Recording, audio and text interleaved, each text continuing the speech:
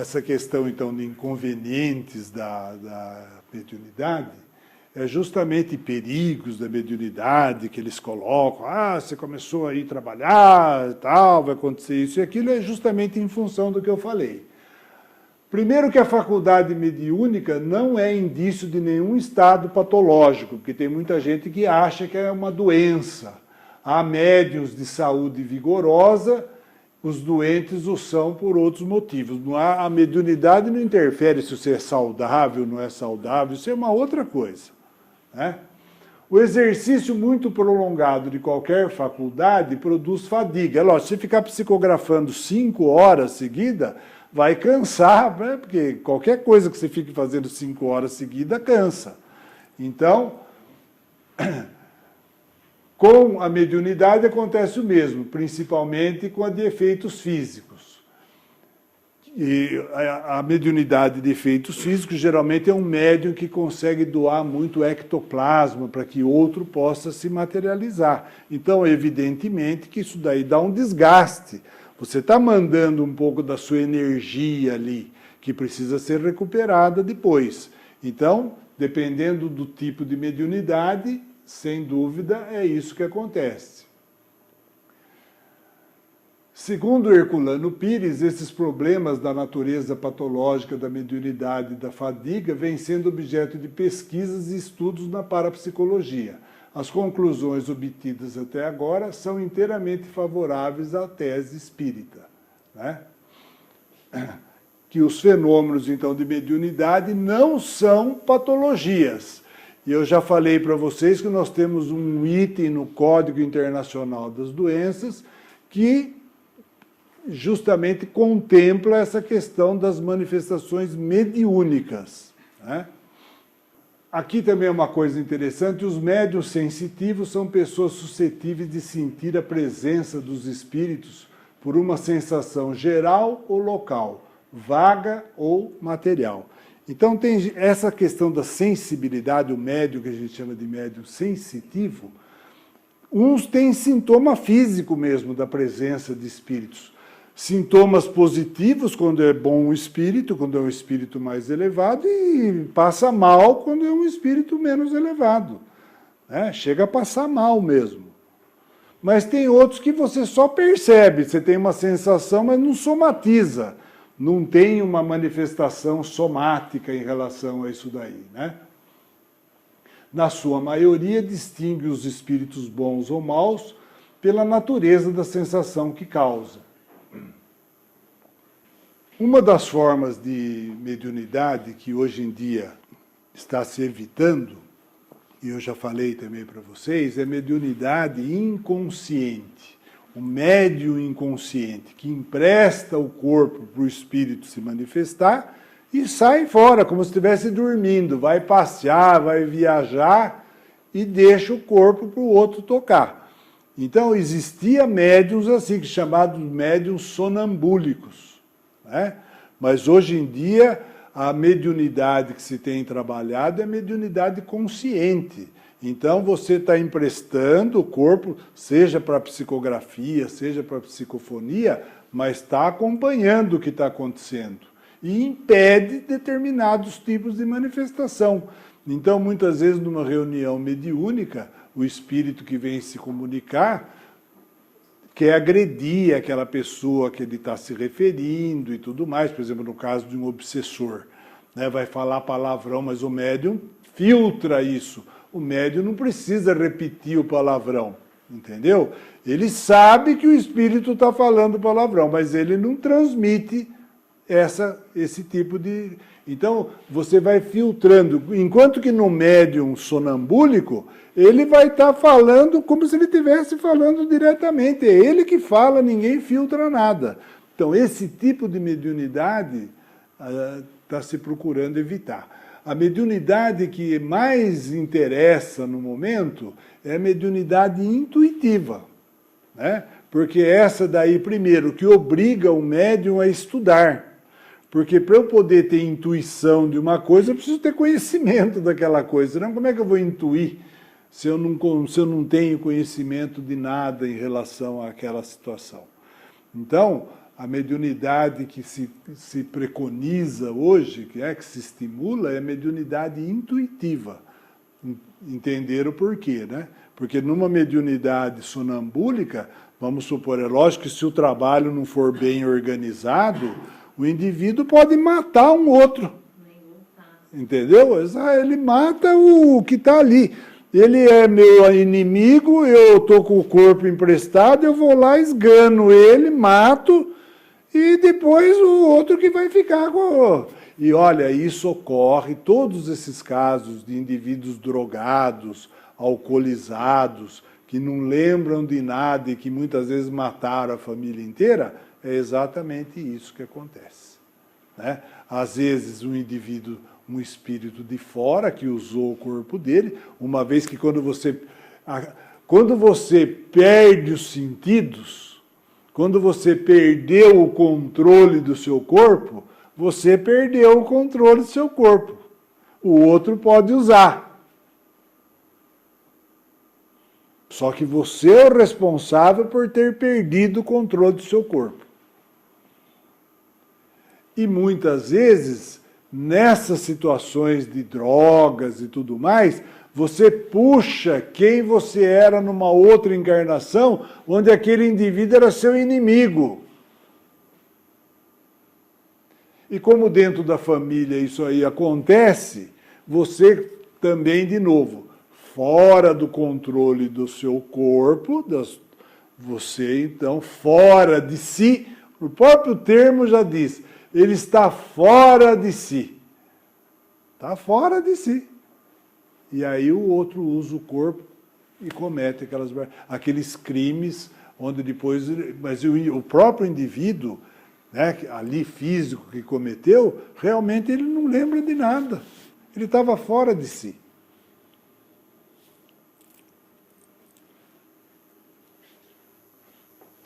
Então, diz assim, a mediunidade poderia produzir loucura, né? A mediunidade não produzirá loucura se essa não existir em germe, quando a fraqueza do cérebro oferecer predisposição para isso. Se o indivíduo já tem uma tendência para isso aí, é lógico que, mas não que a mediunidade vai transformar o indivíduo num louco.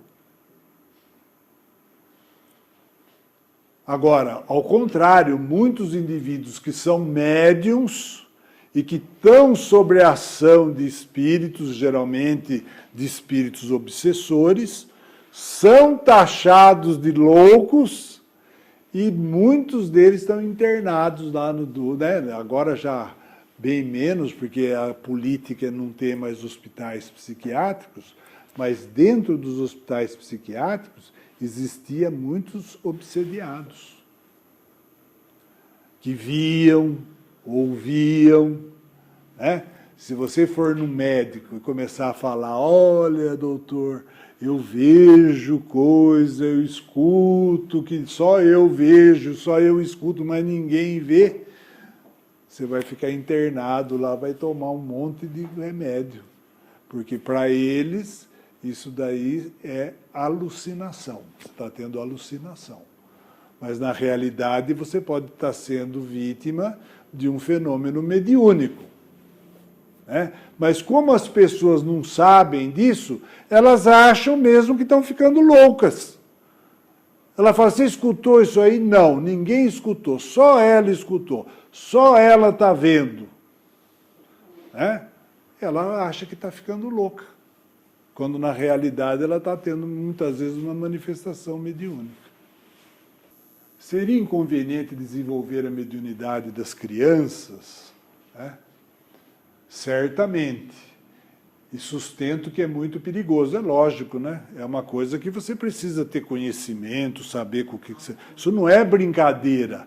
Agora você fala assim, mas e aquelas crianças que veem espíritos, brincam? É outra coisa isso aí, né? Eu recomendei para vocês, não sei se vocês tiveram a oportunidade de assistir aquele Marília Gabriela Entrevista. Pega lá para ver um pouquinho, né? Marília Gabriela Entrevista Pedro Siqueira.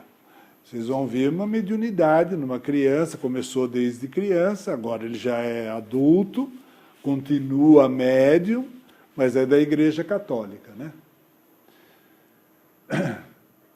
Então, a lógica criança, não, mas tem muitas crianças que já vêm mesmo com a mediunidade, tem uma mediunidade, então essa criança tem que ser orientada, ela tem que ser evangelizada, se preparando para trabalhar no futuro. Se você pegar a história do Divaldo, a história do Chico, todos eles tinham mediunidade, né? A família não entendia, todos eles sofreram, né? Na infância, com a sua mediunidade. Até que chegasse alguém que explicasse, não, isso é uma mediunidade, vai ter que trabalhar e tal. Devia ter uns 7, 8 anos. Eu achei... Então, por isso que eu estou falando, são casos excepcionais, precisa estudar do que se trata e tal, porque não é aconselhável, né? Não é aconselhável. Não é prejudicar, a criança não tem... É um assunto muito sério para você brincar com ele, não é um assunto de brincadeira. Isso foi muito confundido naquela época, o pessoal se reunia na mesa para o copo andar, para pedir isso, pedir aquilo, inclusive não sabia com o que estava mexendo, né? Não sabia, porque você não sabe quem vem ali. Nessas brincadeiras, pode vir um espírito completamente desorientado, né? No sentido de maldade e tal, mas extremamente inteligente, ele pode fazer um estrago aí que você nem imagina. Porque, então, uma coisa interessante para falar nesse momento é o seguinte, quando você tem dentro de uma casa espírita bem orientada, né? Falei para vocês da importância do local, do meio nas comunicações. Se o interesse é aprender, é melhorar, evoluir e tudo mais, então você tem proteção. Você pode ver que nós estamos aqui no meio de uma casa espírita, deve ter médiuns aí, mas ninguém se manifesta, porque está proibida a manifestação. Não é para manifestar agora, a não ser que tenha um motivo muito relevante. Entendeu? Por quê? Porque tem orientação. Então nós temos aqui agora presente pessoas desencarnadas participando da reunião junto com a gente, muito mais do que vocês podem imaginar, mas está tudo sob controle, tem os orientadores, tem o pessoal da segurança lá fora que não deixa espírito, porque nós temos que entender que nós estamos no astral inferior. Isso aqui é que nem aqueles, sabe aqueles núcleos que eles estão fazendo nas favelas do Rio de Janeiro agora, aquele núcleo? É mais ou menos aquilo, você está num lugar ali no meio Então, as reuniões mediúnicas, os trabalhos mediúnicos têm que ser feitos em locais assim, onde tem segurança do plano espiritual. Você não pode fazer trabalho mediúnico em casa. Isso aí é um risco. É um risco, você não sabe quem vai lá. Então não é o habitual, alguma coisa, ele precisaria saber do que se trata e tal. Alguns lugares que criança pode participar de algum tipo de reunião é por causa dos protetores que vêm junto com as crianças. Porque a criança, até uma determinada idade, ele tem os seus protetores. Agora, cada caso é um caso. Porque a gente sabe muito bem hoje em dia, né? Vocês já têm hoje noção para entender que não existe criança. Existe o recém-espírito recém-chegado. Se o Hitler nascer amanhã, ele é um recém-nascido aqui. Mas é o Hitler. Quantos espíritos descontentes com ele tem? Quantos obsessores ele teria? E eles não querem saber se está no corpo de criança ou não. Entendeu? Porque eles sabem quem é que está ali. Você é identificado pelo que você é. Não é o corpinho aqui que vai dizer.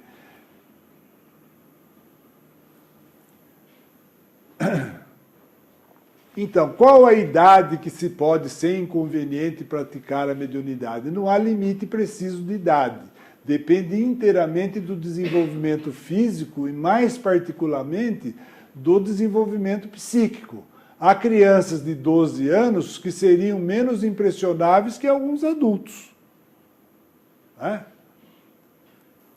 Olha, isso aqui é importante também. A prática do espiritismo, como temos visto, requer muito tato para se desfazer o embuste dos espíritos mistificadores. Se homens feitos são por eles enganados, a infância e a juventude estão ainda mais expostas a isso pela sua inexperiência. Não tem gente que compra bilhete premiado? Fala, olha, eu estou com um bilhete aqui, eu ganhei 2 milhões na loteria, mas eu preciso pegar um ônibus para Itatiba agora, você me dá 100 mil aí, e vai e fica com 2 milhões, e a pessoa acha que, ai, que bom, como eu tenho sorte.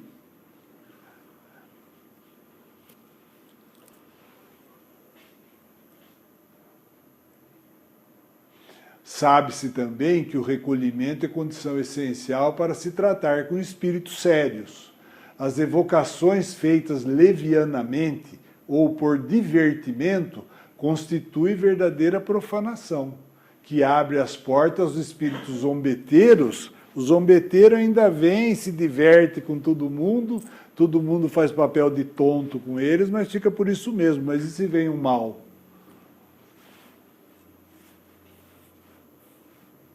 Então isso não é brincadeira. Do mesmo jeito que eu não posso fazer uma cirurgia lá em casa, no quintal de casa, eu tenho que ir num centro cirúrgico para operar, né? Nós também não devemos fazer evocações espirituais em casa ou em qualquer outro lugar. Ter a mediunidade nem sempre ser conveniente, que ela, né, que pode provocar... Então, vamos lá. Então é assim, ó. É o oposto também, né? A pessoa que talvez não se sinta bem, não esteja bem canalizado, e ao fazer a prática, ela possa canalizar melhor essa... Sim, tem pessoas que se não puserem, se não, pelo menos não aprenderem o que está acontecendo com elas, o que é mediunidade, ela vai ter problemas sérios ainda, entendeu como é que é? Então, a pessoa que tem uma mediunidade... Se você só tem a mediunidade intuitiva e tal, tudo bem, isso é o que todo mundo tem. Ah, veio um pensamento, até porque isso aí é tão... Você não sabe se é, se não é, se é seu, se não é, tudo bem. Agora, se você tem um outro tipo de mediunidade, sente mais os ambientes, escuta, vê e tal, daí para frente, aí você precisa fazer o curso mediúnico para aprender bem do que se trata, porque assim, mediunidade não é uma possibilidade que ocorre para espíritos superiores, não é não. Tem espíritos superiores e inferiores que têm mediunidade, principalmente, né, diga-se de passagem, mais inferiores do que superiores. Porque a mediunidade é um instrumento a mais que você tem para trabalhar para as outras pessoas.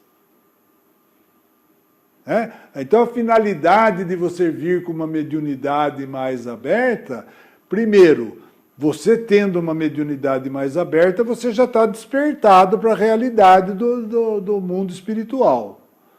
Segundo, você veio com essa possibilidade para pôr a serviço dos outros, porque em geral você é mais devedor e está tendo uma possibilidade de um ganho extra. Então, o que é bom fazer quem tem uma mediunidade mais aberta? É se inteirar, você não é obrigado a trabalhar, tá? Você pode, inclusive se você tiver família, você precisa sustentar a sua família, a sua prioridade é essa, não é trabalhar na mediunidade. Aqueles que vêm com a mediunidade já definido como missionário que vai trabalhar com aquilo, não tem família. Olha a história de todos eles, do Chico Xavier, do Divaldo. Eles não têm família, não têm filho deles, compromisso familiar ali. O Divaldo, em compensação, tem 3.000 crianças que ele cuida. Né? Então, esses são assim. Agora, quando você tem família, tem tudo e tem a mediunidade, você talvez vá ter oportunidade de trabalhar num período que você dispõe ali, que você possa dizer, olha, uma vez por semana eu vou lá trabalhar. Se você vier e colocar a sua mediunidade em contato com espíritos elevados, você vai se sentir melhor, você vai estar mais amparada, né? Agora, se você... Porque a mediunidade vai continuar com você, isso não tem como. Se você continua com a sua mediunidade sem esclarecimento nenhum, aí você corre o risco, dependendo da onde você vai, com quem você vai, da sua... Porque a realidade do espírito, quando você tem a noção e a possibilidade de entender a espiritualidade, é no sentido da gente evoluir, de melhorar, de fazer a reforma íntima, de não ser preconceituoso, de uma série de coisas. Agora, se você continua preconceituoso, apesar de ter mediunidade, porque o fato de ter mediunidade não melhora você. É possível que você melhore com a mediunidade se você for atrás, se interessar e tal. Mas ela sozinha não melhora ninguém. Entendeu? É isso que é o problema. Então, a pessoa que tem uma mediunidade mais ostensiva, ela deve, primeiro, entender o que está acontecendo com ela. Depois ela vai ver se vai pôr a serviço ou não. E o tempo que você vai pôr de serviço também é relativo. Você pode falar, não, uma vez por semana você pode contar comigo, eu venho trabalhar aí numa mesa mediúnica, como tem muita gente que faz. Você não precisa trabalhar todos os dias. Agora, como qualquer outro tipo de trabalho, quando você se propõe a um trabalho, você tem que ter perseverança ali, persistir, porque não adianta você falar, olha, você pode contar comigo e depois você não vem. E também nos livros fala muito do preparo da pessoa, no dia que ela trabalha. Isso, exatamente. Exatamente. Então, vamos dizer assim, o ideal, né, é o tipo de alimentação, não ingerir nenhuma droga. Isso é óbvio. Nós vamos ver muito isso no passe agora. Mas é isso mesmo. É isso mesmo.